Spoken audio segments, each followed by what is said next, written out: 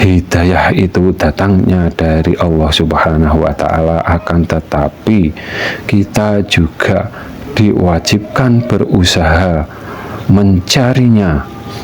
Pahala dan dosa jariahnya, malaikat dan syaiton. Assalamualaikum warahmatullahi wabarakatuh. Bismillah, alhamdulillah, wa syukuri nikmatillah, la haula wa la quwata illa billahil aliyul azim. Diceritakan malaikat dan iblis disuruh sujud ke Adam, keduanya tidak mau. Pada akhirnya malaikat mau, sedangkan iblis walau sudah kalah dalam keilmuannya tetap menyombongkan dirinya, dan sampai kiamat iblis akan menyesatkan anak cucu Adam. Sujud ke Adam bukan berarti untuk menyembah ke Adam, akan tetapi sebagai sesama ciptaannya agar saling hormat menghormatinya. Kata-kata itu memang tidak semua dapat dimaknai apa adanya seperti diceritakan para ustadz. Misal ada wali yang selalu memandang ke Allah Subhanahu wa Ta'ala. Ini tidak dapat dipahami kalau jasad, pikiran, dan hatinya wali tersebut dapat memandang ke zatnya Allah Subhanahu wa Ta'ala, karena yang dapat dipahami panca indera, pikiran, dan hati hanya sebatas makhluk saja, tidak lebih, atau ciptaannya Allah Subhanahu wa Ta'ala saja.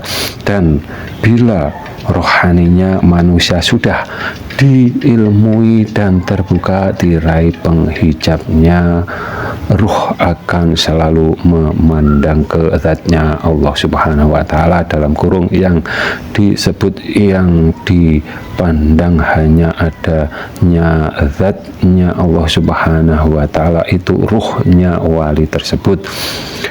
Pahala jariahnya malaikat Jibril yang sebagai penghantar wahyu dari Allah Subhanahu wa Ta'ala, malaikat Jibril tidak menghiraukan amal jariahnya yang terbenak di hatinya Jibril, hanya melaksanakan perintahnya Allah Subhanahu wa Ta'ala. Akan tetapi para nabi, sahabat, dan seterusnya itu yang memerlukan agar kelangsungan ilmu yang diwahyukan itu tetap utuh sampai zaman ke zaman.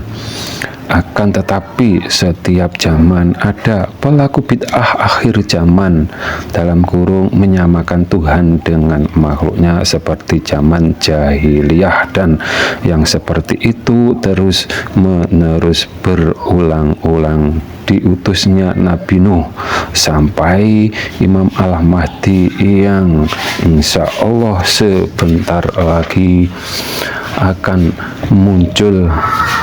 Akan tetapi ini kalau tidak salah karena bisikan dari gaib, itu sifatnya bisa benar bisa salah, atau bisa jadi dari malaikat atau dari iblis yang sifatnya memang menyesatkan umat manusia agar kelak di sana menemani merasakan panasnya api neraka. Orang-orang yang demikian mereka dalam keilmuannya bersanad kepadanya atau tidak sampai ke para nabinya. Pemutusnya para syaiton tidak peduli dengan dosa jariahnya, akan tetapi kita sebagai sesama anak cucu Adam merasa kasihan yang bersanad ke iblis keilmuannya. Namun apa daya kami, karena hidayah itu datangnya dari Allah Subhanahu wa Ta'ala, akan tetapi kita juga diwajibkan berusaha mencarinya, dan kami sebagai anak cucu Adam hanya dapat mendoakan.